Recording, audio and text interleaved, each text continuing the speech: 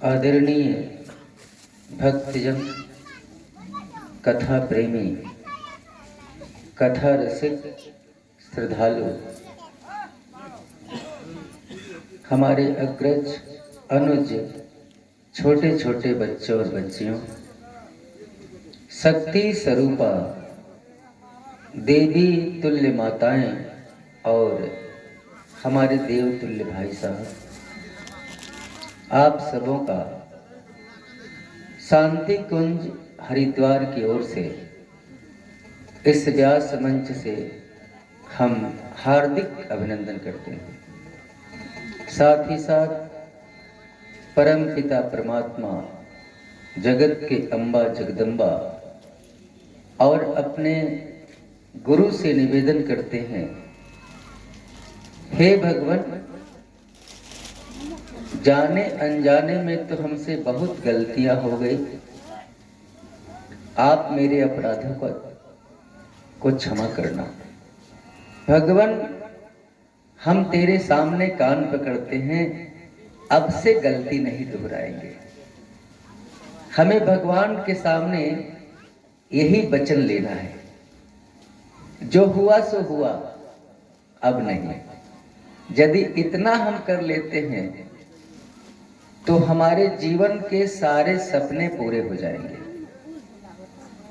ज्यों ही गलतियों पर हम विराम डालेंगे, एक एक करके सारी मनोकामना हमारी पूरी होती चली जाएगी। अजमाना है तो अजमा के देख लो। जिंदगी में यदि हम केवल अपनी गलतियों को धीरे धीरे बंद कर दें तो भगवान के प्राप्ति के लिए कोई जप तप नहीं करना पड़ेगा। हमको केवल क्या करना है, अपने बुराइयों को हटा करके फेंक देना है, बस। वो तो हमारे अंदर पहले से है परमात्मा, उसको क्या पाना है? जो पहले से है, हमारे अंदर जो पहले से बैठा हुआ है, उसके लिए क्या प्रयास करना है? कारण क्या है कि वो दिखाई नहीं पड़ता? कारण क्या है कि वो हमारी मदद नहीं करता, जो पहले से हमारे अंदर है। तो हमने क्या किया है, उस परमात्मा को ढक दिया है, अनेकों चादर से ढक दिया है। काम, क्रोध, लोभ, मोह, अहंकार, मद, मत्सर, छल, प्रपंच, इन सारे चादरों से हमने उस परमात्मा के शक्ति को ढक दिया। अब तुम ही बताओ कि एक आग का अंगारा है और उसको तूने डब्बा में बंद करके ढक्कन लगा दिया, तो उसकी गर्मी बाहर कैसे आएगी? बोलो। गलती तो हमारी है कि हम हाय हाय कर रहे हैं उस शक्ति को बंद करके। लालटेन पहले हम लोग जलाते थे, अब तो बिजली का युग आ गया। तो लालटेन के शीशा में यदि कालिख लग जाए पूरी, तो प्रकाश बाहर आएगा। तो यदि तुम चाहते हो कि लालटेन का प्रकाश बाहर आए, तो इसके लिए कालिख को हटाना पड़ेगा, पोंछना पड़ेगा। तो वही जो बुराई रूपी कालिख से हमने परमात्मा रूपी प्रकाश को ढक दिया, प्रकाश आना बंद हो गया। हम दुखी हो गए, गरीब हो गए, लाचार हो गए, विवश हो गए और बार बार जन्म लेते हैं, बार बार मरते हैं। इतना ही तो कर लो, केवल अपनी बुराई को हटा दो, बस। तो केवल बुराई के हटाने से परमात्मा से मुलाकात हो जाएगी? हाँ हाँ, बिल्कुल हो जाएगी। याद रखना, भगवान के लिए कोई दूसरा जप तप नहीं करना पड़ेगा। कैसे? जैसे एक लोटा में पानी है, पानी, तो ज्यों ही उस लोटा के पानी को हम फेंकेंगे तो बिना चाहे उस लोटा में हवा भर जाएगी, लबालब। उसी समय, उसी क्षण हवा पूरा लोटा में भर जाएगा। लोटा हवा से भर गया। तो जिस दिन हमारे अंदर से सारी बुराई निकल जाएगी, उसी दिन हमारे अंदर सारी अच्छाई आ जाएगी। क्योंकि संसार में कोई भी जगह खाली नहीं रह सकती। रात ज्यों ही बीतती है, क्या दिन को बुलाना पड़ता है? बोलिए। सूरज ज्यों ही डूबता है, चंद्रमा के लिए प्रयास करना पड़ता है क्या? अपने आप आ जाते हैं। एक को हटाओ ना, दूसरा आ जाएगा।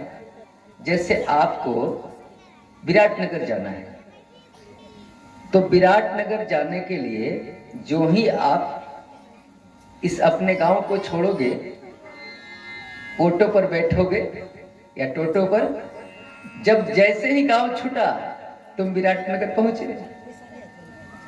लेकिन जब तक तुम अपने गांव को नहीं छोड़ोगे तो विराटनगर कैसे पहुंचोगे? बोलो। हम लोग क्या चाहते हैं जानते हैं? यहां भी रह जाएं और विराटनगर भी चले जाएं। सब लोग यही चाहता है कि थोड़ा सा झूठ सच में भी रह जाए और सुख शांति भी मिल जाए। सब लोग यही चाहता है कि थोड़ा इधर उधर भी आंख मार लें और परमात्मा की भी कृपा हो जाए। बोलो कैसे होगा? होगा। विराटनगर जाना है तो एक राही को छोड़ना ही पड़ेगा। बिना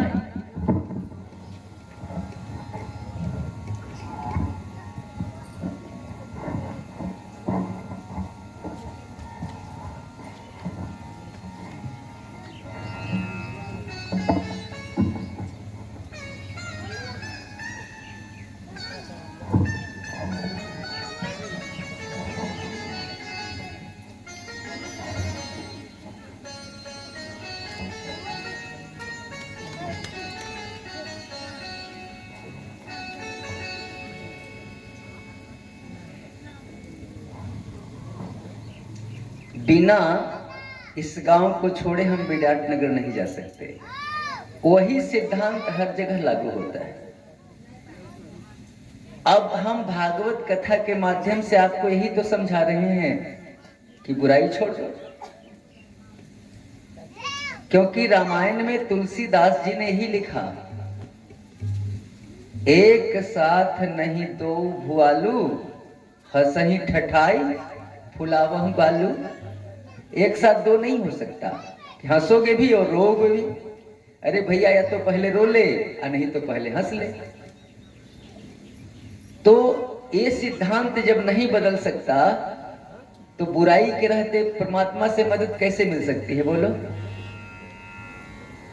माता जी लोग, आप लोगों से भी निवेदन है, यदि आप चाहती हो कि मैया से हमें, सीता माता से हमें आशीर्वाद मिल जाए, तो तुम भी देवी बन के जाओ माँ के पास मंदिर में पूजा करने के लिए।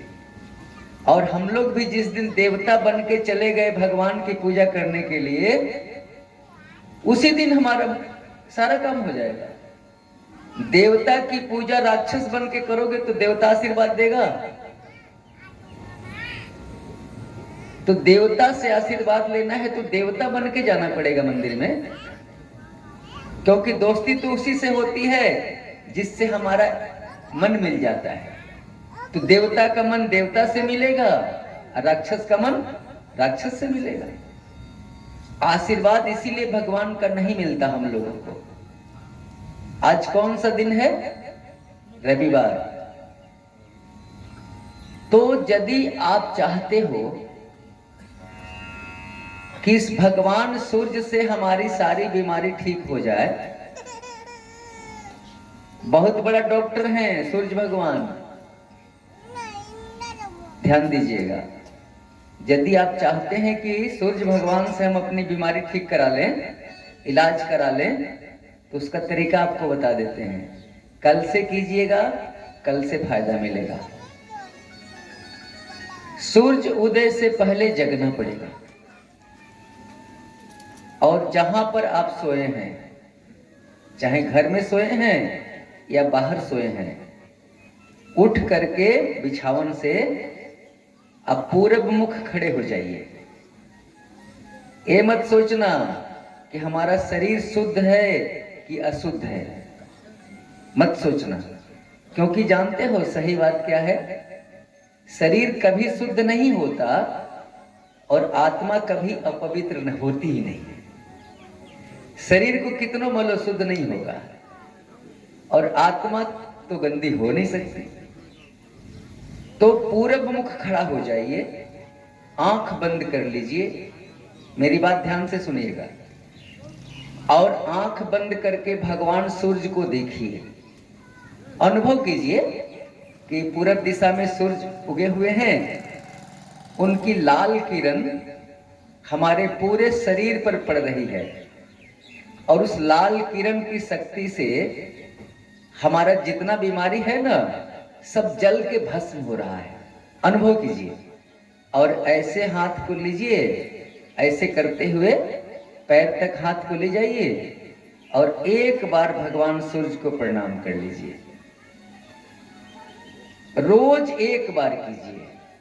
नित्य क्रिया में पहली क्रिया याद रखिएगा, यदि आप चापाकल पर पैर धोने चले गए तो दूसरी क्रिया हो जाएगी। नित्य क्रिया में पहली क्रिया। कमाल देखिए भगवान सूर्य का, चमत्कार हो जाएगा, और धीरे धीरे बड़ी से बड़ी बीमारी आपका पीछा छोड़ देगी धीरे धीरे। दूसरी बात कि रविवार के दिन नमक खाना बंद कर दीजिए। जब हम कथा में नहीं रहते हैं, क्योंकि कथा में कोई पूजा पाठ ढंग से हो नहीं पाता, अब किसके यहाँ गए हैं, कैसे आ रहा है भोजन, कौन जानता है। तो यदि हम घर में रहते हैं या आश्रम में हैं, तो रविवार को हम नमक नहीं खाते। रविवार को केवल रात में रोटी खाते हैं, गुड़ के साथ थोड़ा खा लिया, दूध मिल गया तो ठीक है, नहीं मिला तो ठीक है। तो रविवार को नमक खाना बंद कर दीजिए। दूसरी बात कि साल में कम से कम साल में 6 महीना आप पत्थर वाला संधा नमक खाइए। देखे हैं आप लोग पत्थर वाला संधा नमक, उजला उजला, उसको बुक करके रसोई घर में रखिए और सब लोग खाइए। साल में 6 महीना बड़ी बड़ी बीमारी खत्म हो जाएगी। नोचनी खुजली दिनाई की तो बीमारी ऐसे चली जाएगी फोकट में। हाई ब्लड प्रेशर ऐसे खत्म हो जाएगा। सेंधा नमक बहुत बड़ा दवा है, खारा नमक जहर है। तो रविवार के दिन इतना जरूर आप लोग कीजिएगा, हमारी बात मानिएगा। रविवार को भगवान सूर्य को जल दीजिए, जरूर दीजिए जल। कोई मंत्र नहीं आता है, सब लोग गायत्री मंत्र याद कर लो। 1 लोटा जल गायत्री मंत्र पढ़ते हुए भगवान सूर्य को डाल दो।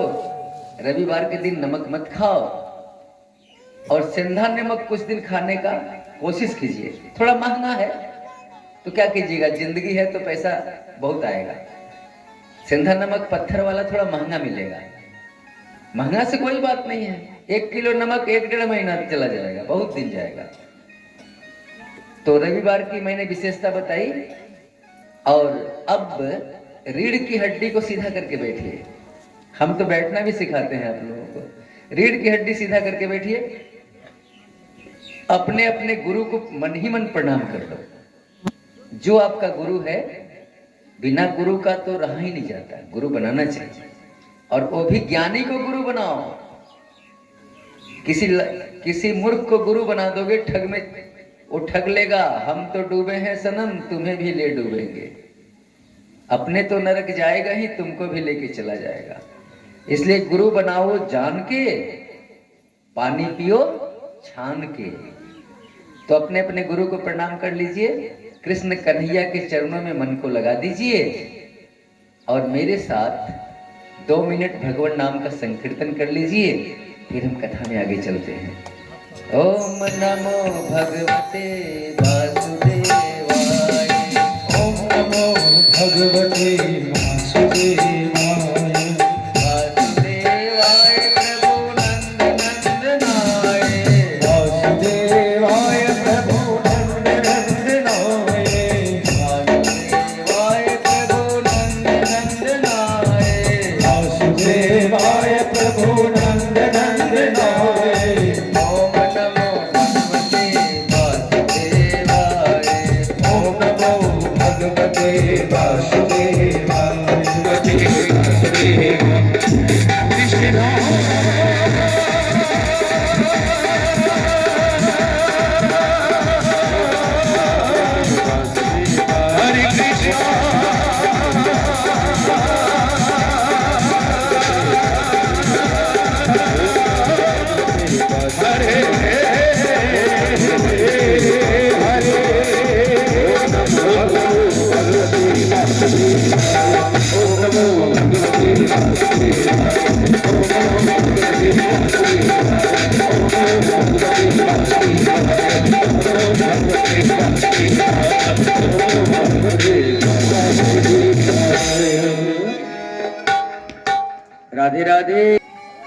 सभी धुल जाए, हम ज्ञानी बन जाए।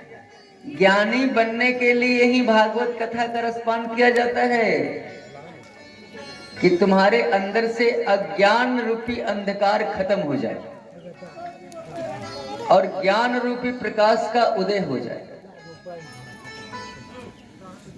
तो अब हम चतुर्थ स्कंद में प्रवेश करेंगे। 12 स्कंद भागवत का है, चौथा स्कंद। चौथे स्कंद में 31 अध्याय हैं, उसमें हम सती चरित्र का रसपान करेंगे। तो परीक्षित से सुखदेव बाबा ने कहा, अरे बेटा 4 दिन हो गए, अभी तक तूने न जल ग्रहण किया न अन्न खाया, कुछ भोजन पानी कर ले, शरीर को जिंदा रखना है। तो परीक्षित ने कहा, बाबा अब क्या जल पीना और अन्न खाना, अब तो बाबा चौथा दिन है, जान ही रहे हो, और 3 दिन के बाद इस शरीर को हमें छोड़ना पड़ेगा। तो जिसको पता है कि 3 दिन के बाद शरीर छोड़ना पड़ेगा, वो खाने पीने की चिंता क्या करेगा। देखो, परीक्षित के जगह पर यदि हम लोग होते और हम लोगों को पता होता कि 7 दिन में शरीर छोड़ना है, तो हमारे सारे रिश्तेदार दूर दूर से आ जाते। हम खटिया पर सोए रहते और सब लोग, चाचा जी थोड़ा रसगुल्ला खा लो, तो कोई कहता थोड़ा पेड़ा खा लो, तो कोई कहता थोड़ा खीर खा लो। 7 दिन में जाना है और इसी तरह 7 दिन खत्म हो जाता, हमारा राम नाम सत्य। लेकिन परीक्षित ने वैसी गलती नहीं की, कुछ नहीं, राज्य को छोड़ा, गंगा के किनारे आ गए और 7 दिन भगवान का भजन करके अपने को मुक्त कर लिया। समय को मत गंवाओ, समय को गंवा दोगे तो तुम्हारा अगला जन्म बिगड़ जाएगा। तो परीक्षित ने कहा, बाबा तू कथा सुना, तेरे कथा में बाबा इतना रस है, इतना रस है कि उस रस का पान करते करते भूख भी खत्म और प्यास भी खत्म। तो सुखदेव बाबा ने पूछा कि बेटा कौन सी कथा सुनेगा। भागवत में तो अनेक कथाएं हैं, भगवान की अनेक लीलाएं हैं, तेरे पास तो समय कम है, बोल कौन सी कथा सुनाए। तो परीक्षित ने कहा, बाबा अपने पिता के यज्ञ में सती क्यों जल गई, इसी कथा को सुना। तो सुखदेव बाबा कहते हैं, सुन परीक्षित ध्यान से। एक समय प्रयाग में एक सभा हुई, प्रयागराज, इलाहाबाद, जिसका पुराना नाम इलाहाबाद, पहले का प्रयाग था, बाद बीच में इलाहाबाद हुआ और फिर प्रयागराज हो गया। क्योंकि मान लो कि हमारे घर को कोई कब्जा कर लिया, और जब हमारे में बल आया तो हमने उससे छीन लिया कि चल मेरा घर था, तू कब्जा किया था। और अभी बहुत कुछ हम लोगों को करना है, क्योंकि हमारे देश में सनातन को फिर से जगाना है। क्या नहीं जगाओगे? हिंदू धर्म को जगाओगे कि नहीं जगाओगे? हिंदू धर्म फिर से स्थापित होना चाहिए कि नहीं हमारे राष्ट्र में? तो हम लोगों को फिर से एक बार तैयार होनी है और हिंदू राष्ट्र, हिंदू धर्म को फिर से जगाना है। ठीक है, किसी कारणवश हम कमजोर पड़ गए थे, किसी ने दूसरा नियम लगा दिया, फिर हम मजबूत हो गए, फिर एक बार हमला करके उसको भगाएंगे। भगाएंगे कि नहीं बोलो? फिर से देश को हमें उसी रास्ते पर लाना है जिस रास्ते पर हम पहले से थे। कभी कभी ऐसी होती है हमारी गलतियां, हमारी गलतियों का कोई फायदा उठा लेता है, तो हम अब संभल गए हैं, हमें फिर से अपने धर्म को सामने लाना है, नहीं तो पतन हो जाएगा, मुश्किल में हम पड़ जाएंगे। तो प्रयागराज में एक सभा हो रही थी। ब्रह्मा बाबा थे, सारे देवता थे, दक्ष भी आए हुए थे। तो सब लोगों ने दक्ष को प्रजापति का पद दे दिया, यानी जो प्रजा का मालिक है, जैसे मान लो प्रधानमंत्री, वैसे प्रजापति, प्रजापति का पद दक्ष को मिल गया। लेकिन जो अहंकारी व्यक्ति होता है ना, यदि कोई पद मिल गया तो अत्याचार करना शुरू कर देता है। अब दक्ष तो सीना तान के चलने लगा। एक बार एक सभा हो रही थी और सब, अरे मान लीजिए कि हम प्रधानमंत्री बन गए तो एक सभा तो करेंगे, सबको मिठाई तो खिलाएंगे। तो दक्ष बनने के, प्रजापति बनने के खुशी में एक सभा हुई। उसमें सारे देवता आए, ब्रह्मा विष्णु महेश सब आए। दक्ष जब प्रवेश किया तो सारे देवता उठ करके सम्मान दिए। बड़ा आदमी जब कोई आ जाए आपके बीच तो कम से कम खड़ा होकर सम्मान दो। 3 देवता खड़ा नहीं हुए थे, ध्यान से सुनिएगा। सारे लोग खड़ा हुए, 3 खड़ा नहीं हुए, ब्रह्मा विष्णु और महेश। तो ब्रह्मा विष्णु पर तो नहीं गुस्सा आया, लेकिन महेश पर गुस्सा आ गया, भोले बाबा पर। क्यों गुस्सा गया? कि ये जो शंकर है मेरा दामाद है, तो दामाद है तो कम से कम हम ससुर हैं, आए हैं तो इसको खड़ा होना चाहिए। और मंच पर गया, और सभापति का भाषण तो बाद में होता है, लेकिन जाके पहले माइक पकड़ लिया, अब बोलना शुरू कर दिया। सब लोग घबरा गए कि क्या बात है भाई, ये सभापति जी जाते ही माइक पकड़ लिए। शंकर को लगा उल्टा पुल्टा बोलने, ये भूत प्रेत के साथ रहने वाला, शमशान में रहने वाला, कौन इसको देवता बना दिया? ये तो देवता के लायक है ही नहीं। लोगों ने कहा कि जब देवता के लायक नहीं है तो तूने अपनी बिटिया का ब्याह क्यों किया इसके साथ? बोल। तो दक्ष ने कहा, मैं कहां अपनी मृगलोचनी बिटिया का ब्याह इस बंदर आंख वाले शंकर से करता। वो तो ब्रह्मा बाबा के मान को रखने के लिए मैंने अपनी बिटिया का विवाह इससे कर दिया, नहीं तो मैं नहीं करता। इतना उल्टा पुल्टा बोलने लगा कि नंदी को गुस्सा आ गई। तो भोले बाबा का जो सवारी, नंदी उठा कुछ जवाब देने के लिए। भोले बाबा बोले, अरे बेटा, ये मेरा ससुराल है, शादी में मैंने गाली नहीं सुनी है, थोड़ी सुन लेने दे। नंदी बैठ गए, लेकिन दक्ष का गुस्सा बढ़ता चला गया और दक्ष ने श्राप दे दिया भोले बाबा को कि यज्ञ में भोले बाबा को भाग न मिले। अब तो नंदी से रहा नहीं गया, नंदी ने भी श्राप दे दिया, क्योंकि तुलसी बाबा ने कहा है, हरिहर निंदा सुनई जो काना, जो अपने गुरु और भगवान की निंदा सुनता है, हो ही पाप गौ घात समाना, गौ हत्या के समान उसे पाप लगता है। बस चले तो गुरु और भगवान की निंदा करने वाले की जीभ खींच लो, और यदि उसकी मेजॉरिटी ज्यादा है तो वहां से कान में रुई दे के भाग जाओ। इतना तो कर ही सकते हो। और तब नंदी उठ के खड़े हो गए, बोले कि अब दक्ष को नहीं छोड़ेंगे। बोले कि रे दक्ष, तू अपने को क्या समझ लिया? मेरे भोले बाबा को तू श्राप दे दिया, जा मैं तुझे श्राप देता हूं कि तेरा मुख बकरे का हो जाए। नंदी ने श्राप दे दिया। अब उसी में थे भृगु मुनि। भृगु मुनि उठ करके श्राप दे दिए सारे नंदी बाबा के गणों को कि सारे भोले बाबा के गण पाखंडी हो जाए, भोले बाबा के गण पाखंडी हो जाए। तब भोले बाबा के गणों ने भी श्राप दे दिया कि तेरे जैसे चाटुखोर ब्राह्मण भिखमंगा हो जाए। अब तो भोले बाबा ने देखा कि भैया ये तो स्वागत समारोह साप समारोह में बदल गया। अपने सारे टीम को उठाया वहां से और कैलाश चले गए।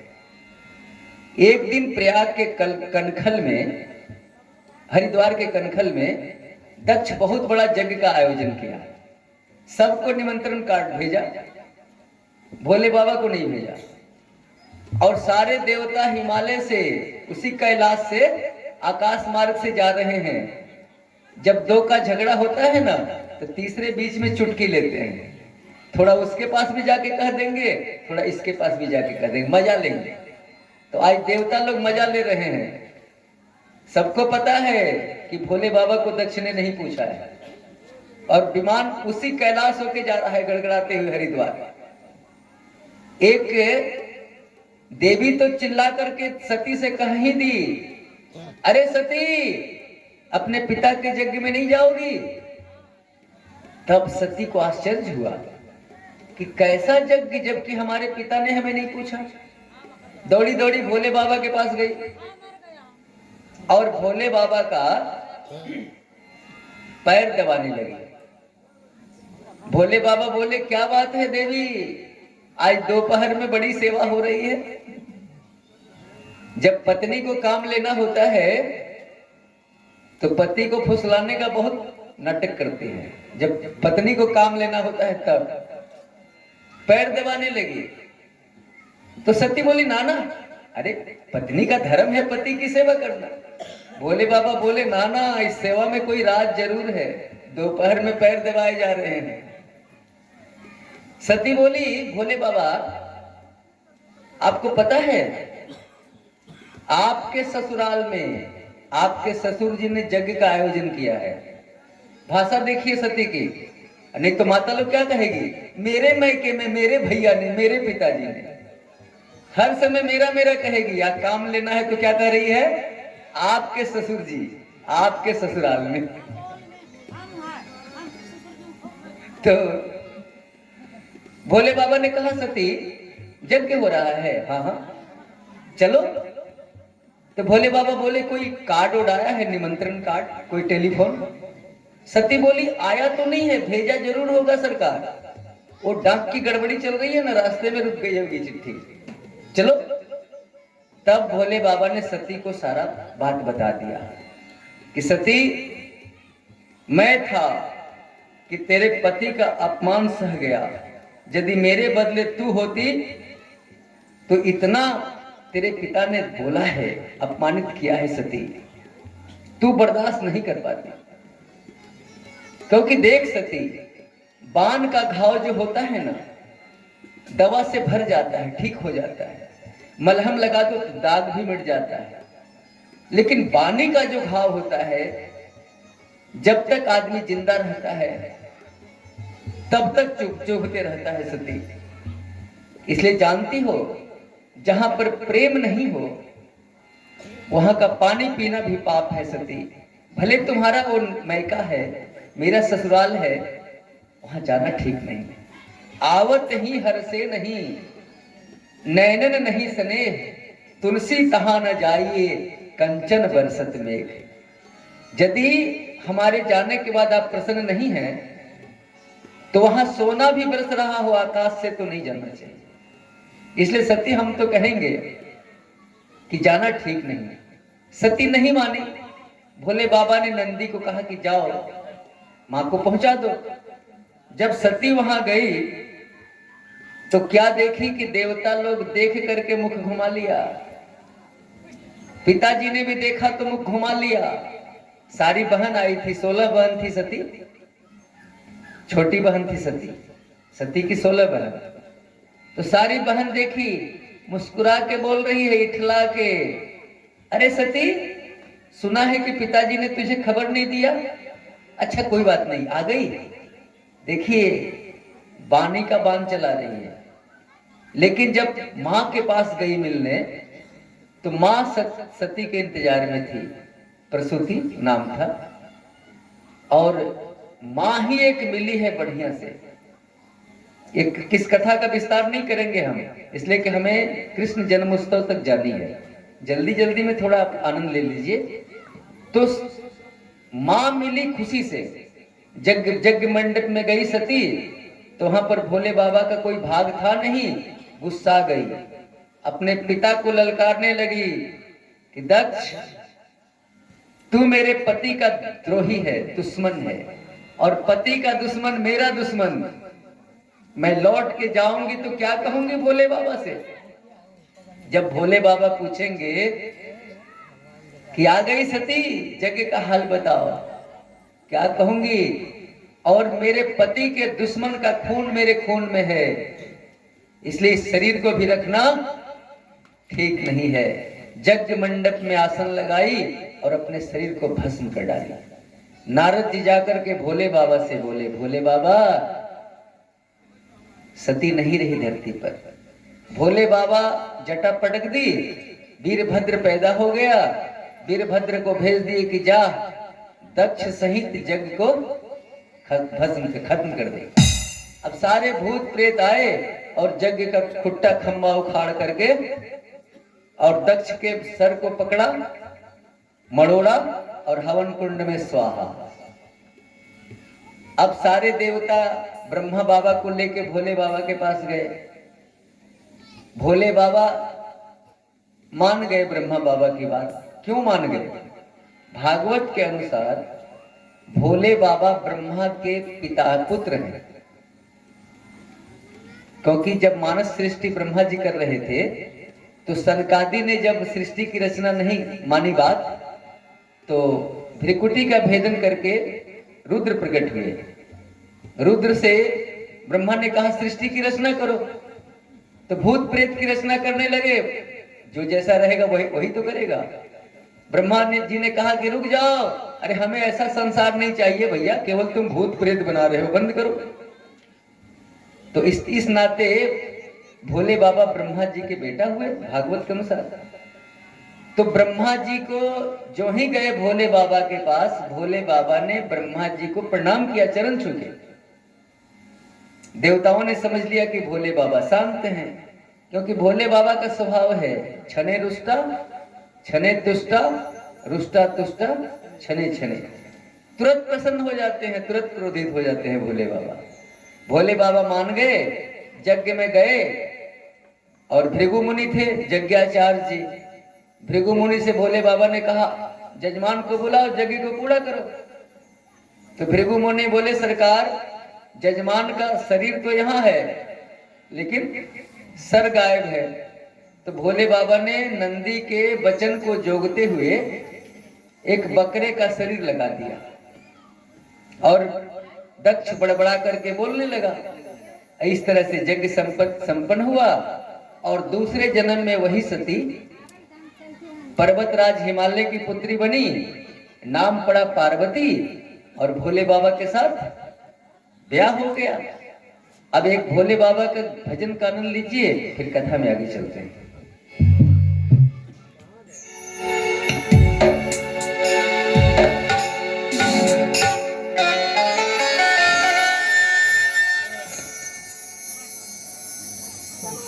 थोड़ा सा कंट्रोल कीजिए सीटी को। बोलिए भोलेनाथ जी। और आइए बड़ा एक प्यारा से भजन, सबकी ताली बजी।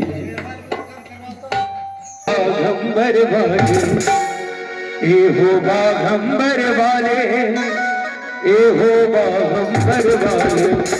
कौन कौन चाहते हैं कि भोलेनाथ उनके दुखों को दूर कर दे? कर दोनों हाथ ऊपर उठा करके और ताली के साथ भक्तों का कर दो दुख दूर, ओ बाघंबर वाले। भक्तों का कर दो दुख दूर, ओ बाघंबर वाले। ए हो बाघंबर वाले, ए हो बाघंबर वाले, ए हो बाघंबर वाले, ए हो बाघंबर वाले।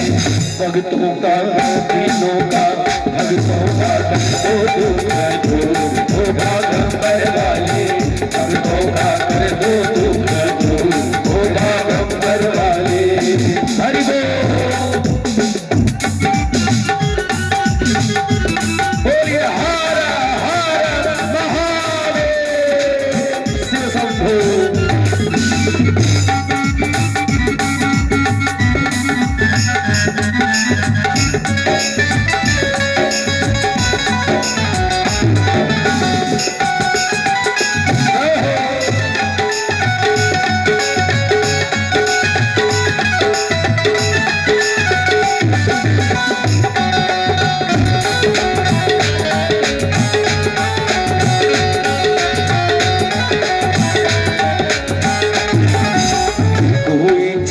चढ़ावे बाबा बेले के पतिया हो, गुरु चढ़ावे बाबा बेले के पतिया हो, बेले के पतिया हो बाबा, बेले के पतिया हो, बेले के पतिया हो बाबा, बेले के पतिया हो।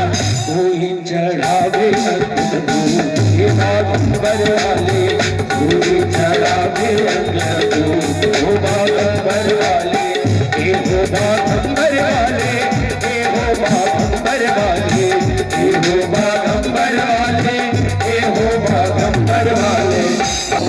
भगवान बागर को ओ बागंबर वाले।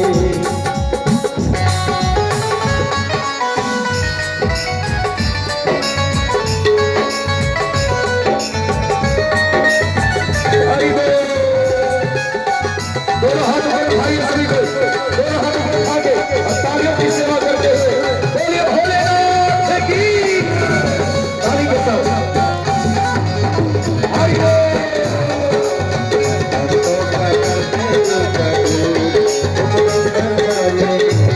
चढ़ावे बाबा अक्षत चंदन, चढ़ावे बाबा अक्षत चंदन बाबा, अक्षत चंदन, अक्षत चंदन बाबा, अक्षत चंदन। कोई चढ़ावे भस्म धतूर ओ बागंबर वाले, कोई चढ़ावे भांग धतूर ओ बागंबर वाले, ए हो बागंबर वाले, ए हो बागंबर वाले,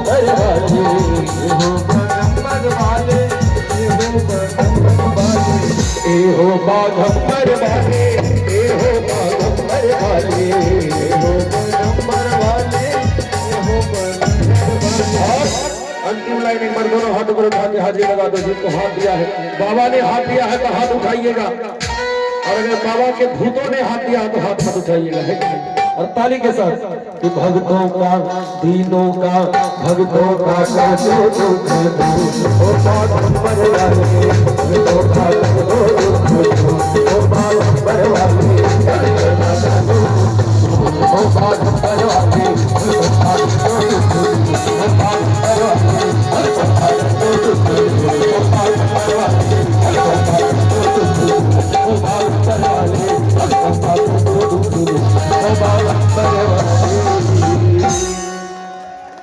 राधे राधे। तो पहले हम उत्तान पाद के बारे में जानेंगे। ये बैलून को पीछे रख दो, जब भजन होने लगेगा उस समय लगाना, क्योंकि कथा में आवाज जो है ना बाहर का वो सेटिंग आज नहीं हुआ है। बाहर में जैसा यहाँ आ रहा है उस तरह से नहीं है। जाके एक बार घूम के देखिए और सेव पे लिखिए अच्छा से। कथा के टाइम में कोई भी खड़ा ना हो, और कथा के टाइम में कोई भी मेरे सामने मत आइए। जब भजन होने लगे उस समय आके आरती दिखाना है, धूप दिखाना है, दिखाइए, क्योंकि मेरा ध्यान भंग होता है, इसलिए कथा कहने में दिक्कत हो रही है। और बैलून लगाना है तो भजन के टाइम में लगाना। मैंने मना कर दिया था कि कथा शुरू हो जाएगा तो बैलून नहीं लगेगा। आ गया है कोई बात नहीं, लेकिन जब भजन होगा उस समय लगा लेना। आज बहुत सारी कथाएं कहनी है हमें। तो मनु महाराज के बेटा के बारे में सुन लीजिए थोड़ा सा। 3 बेटी के बारे में मैंने सुना दिया। 2 बेटा उत्तानपाद, प्रियव्रत। उत्तानपाद के 2 शादी हुई थी। एक पत्नी का नाम था सुनीति और एक पत्नी का नाम था सुरुचि। हम सारे लोग उत्तानपाद हैं, माताएं भी उत्तानपाद है। आप कहोगे कैसे? तो उत्तानपाद किसको कहते हैं? जिसका पैर ऊपर रहता है, सर नीचे रहता है, उत्तानपाद। तो मां के पेट में सब लोगों का पैर ऊपर रहता है, सर नीचे रहता है, तो सब उत्तानपाद है। हम सारे लोगों की 2 पत्नी है। माताएं कहेगी 2 पति मान लो, सबकी 2 पत्नी। एक पत्नी का नाम है सुनीति, यानी सही रास्ते पर चलना। दूसरी पत्नी का नाम है सुरुचि, यानी मनमानी करना। सबकी 2 पत्नी। तो हम लोग सुनीति पर बहुत कम चलते हैं, मनमानी ज्यादा करते हैं। यानी जो सुंदर पत्नी थी देखने में आज के चकाचौंध में, उसी की बात हम लोग मानते हैं।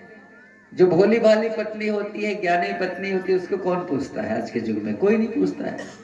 वो सीधी सादी साड़ी पहने हुए है, उसकी कोई कदर नहीं है, अच्छाई की कोई कदर नहीं, दिखावा का जमाना आ गया। तो उत्तान पाद भी जो थे वो छोटी पत्नी की बात मानते थे। एक दिन ध्रुव जी, वो बड़ी पत्नी के पुत्र थे, सुनीति के पिता के गोद में बैठ गए। छोटी पत्नी ने उस बच्चे को पकड़ा और नीचे उतार दिया कि सुन, तू इस गद्दी पर बैठने का अधिकारी नहीं है, तू भगवान का भजन कर और भजन करके मेरे कोख से जन्म लेने का वरदान मांग, तब तू इस गद्दी पर बैठेगा। दौड़े दौड़े ध्रुव जी रोते रोते अपने माँ के पास गए, सुनीति के पास।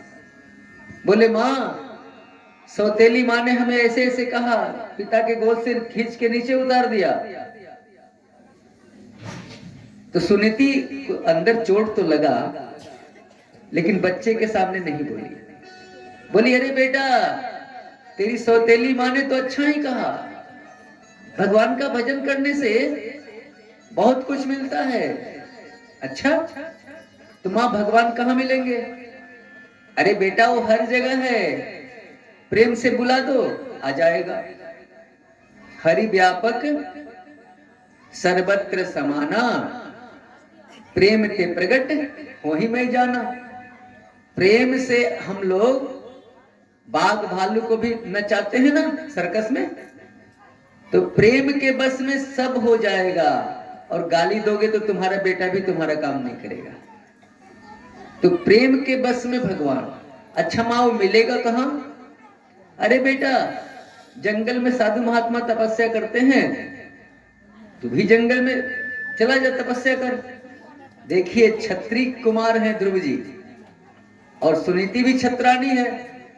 वो 5 साल के ध्रुव जी जंगल में चले गए, नारद जी मिल गए। नारद जी सोचे कि थोड़ा बच्चे का परीक्षा लेना चाहिए, डुला करके देखना चाहिए कि इसका संकल्प कड़ा है कि कमजोर है। क्योंकि जो बीच में संकल्प तोड़ता है ना, अब ट्रेन का टिकट कटा लिया और सोने में गाड़ी निकल गई, फिर दूसरा टिकट कटाएगा, चलो कल जाएंगे, फिर कल हो गया, अरे चलो परसों जाएंगे, तो उस आदमी को लक्ष्य नहीं मिलता। तो ध्रुव जी को नारद जी ने कहा, अरे बेटा, तुझे सौतेली माँ ने डांटा है ना, चल चल मेरे साथ चल, तेरे पिता से कह के आज आधा राज दिलवा देंगे, आधा। ध्रुव जी बोले, अच्छा, थोड़ा सा भगवान की ओर बढ़े तो आधा राज मिलने लगा, तो क्यों पीछे मुड़ेंगे, हम तो पूरा राज लेके देखेंगे। नारद जी से बोले, नारद जी, हम मुड़ने वाले नहीं हैं, कुछ बताना है तो बता दो, भगवान कैसे मिलेंगे। नारद जी समझ गए कि पक्का चेला है, तो नारद जी ने उसे अपना चेला बनाया और मंत्र दिया, ओम नमो भगवते वासुदेवाय। ये बड़ा सिद्ध मंत्र है, 12 अक्षर का मंत्र है। यदि कुछ चाहते हो तो इस मंत्र से कन्हैया जल्दी प्रसन्न होते हैं, आशीर्वाद मिल जाता है। इसीलिए हम प्रतिदिन आप लोगों से इसका भजन करा लेते हैं कि कुछ पुण्य आप लोगों को मिल जाएगा। तो बोले कि जा बेटा, जा करके इसी का ध्यान लगा, यही इसी मंत्र का जप कर। कहां जप करें? तो चला जा जमुना के किनारे। अब ध्रुव जी जमुना के किनारे आ गए। मधुवन में जाकर के जमुना में स्नान किया और मधुवन में जाकर के ध्यान लगाना शुरू किए। तो धीरे धीरे अपने तपस्या को बढ़ा रहे हैं। एकाएक तपस्या मत करने लगना, नहीं तो मुश्किल में पड़ जाओगे। धीरे धीरे बढ़ाओ, धीरे धीरे। तो ध्रुव जी क्या करते हैं, पहला महीना 3 दिन में एक बार फलाहार करते हैं, 3 दिन में एक बार, और भजन करते हैं, ओम नमो भगवते वासुदेवाय का जप करते हैं। दूसरे महीने 6 दिन में एक बार वृक्ष के पत्ते खाते हैं। तीसरा महीना 9 दिन में एक बार केवल जमुना का जल पीते हैं बस, और कुछ नहीं। चौथा महीना में 12 दिन में एक बार केवल हवा पीते हैं, केवल हवा, 12 दिन में एक बार। 5वें महीने में एक पैर के अंगूठे पर खड़ा होकर के इस तरह से प्राणायाम चढ़ाया कि प्राण वायु को ही रोक दिया। स्वर्ग में देवता तड़पने लगे कि अब मर जाएंगे, सारे मनुष्य तड़पने लगे।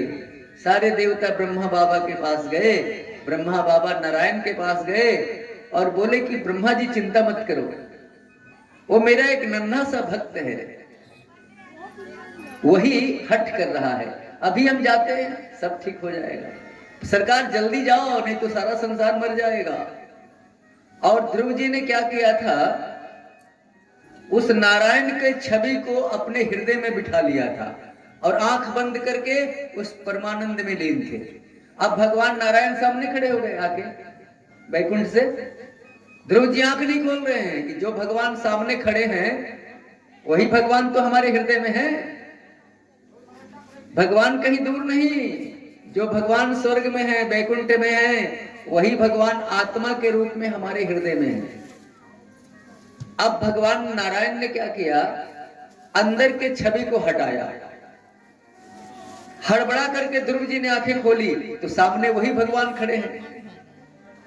यहां पर भगवान ध्रुव जी को दर्शन देने नहीं गए हैं। तो परीक्षित ने पूछा, बाबा तो भगवान क्यों गए हैं ध्रुव के पास? तो ध्रुव जी का दर्शन करने गए हैं भगवान, दर्शन देने नहीं गए हैं, ध्रुव का दर्शन करने गए हैं। छोटा सा नन्हा सा बालक तपस्या किया है। और तब जब भगवान को ध्रुव जी ने देखा सामने खड़े हैं तो सोचने लगे कि भगवान की स्तुति कैसे करें, माने तो बताया नहीं था। भगवान नारायण समझ गए और अपना शंख गाल में सटाया और ध्रुव जी बहुत सुंदर भगवान की स्तुति की। ध्रुव जी को भगवान ने आशीर्वाद दिया कि जा बेटा 36,000 वर्ष राज्य करना, फिर आकाश में ध्रुव लोक में चमकना। तो आप लोग जानते हो ध्रुव तारा को, ध्रुव तारा वही ध्रुव जी हैं जो कि आज भी चमक रहे हैं। तो जो ईमानदारी के रास्ते पर चलेगा, आप भी यदि इस गांव में इकराही में कोई बढ़िया काम करके मरोगे, धर्मशाला बना के, तालाब खुदवा के, तो जब तक तालाब रहेगा, धर्मशाला रहेगा, तब तक तुम्हारा नाम रहेगा, अमर हो जाओगे। कुछ ऐसा काम कर दो, दुनिया तेरी जुग जुग तक नाम रखेगी। तो मनुष्य मरने के लिए जन्म नहीं लिया, अमर होने के लिए जन्म लिया है। जो मर गया खा पी के वो मनुष्य नहीं हो सकता। तो इस तरह से मैंने उत्तानपाद के बारे में रखी। अब हम छोटे बेटा थोड़ा सा प्रियव्रत के बारे में जान ले। तो प्रियव्रत मनु महाराज के आखिरी बेटा थे। इन्हीं ध्रुव के वंश में एक राजा हुए, कर्मकांडी राजा। उनका नाम था प्राचीन बरही। तो प्राचीन बरही जो थे वो बड़े बड़े यज्ञ करते थे और हिंसात्मक यज्ञ में पशु बलि देते थे। इसका जतरा मेरा गड़बड़ है, सब गिरा रहा है। आइए ठीक कीजिए।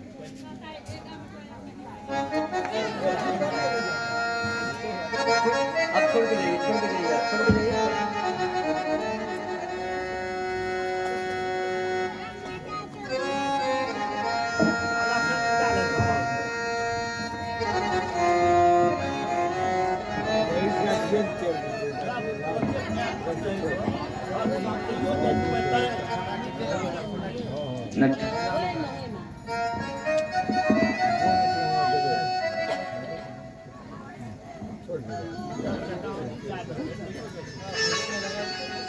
छोटा सा पंडाल, इसलिए चलने फिरने में लोगों को दिक्कत होती है।